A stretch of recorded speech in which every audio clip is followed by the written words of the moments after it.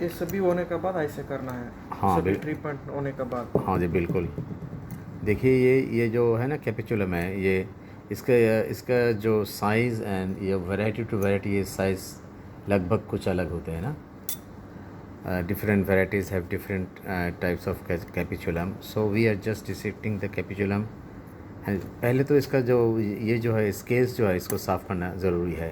You have to remove all the scales and you see the here also the huge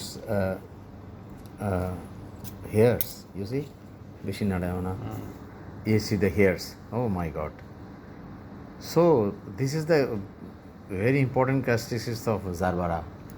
Gerbera in every part it contains hair, and all these hairs are unicellular, and this might contain, might not be, इसमें बहुत ये है कि इसमें अंदर से bacteria होने का चांस है। तो ये जितना तक आपको ये यूनिसेलुलर हेयर जो है इसको रिमूव करना ज़रूरी है पहली दफ़ा।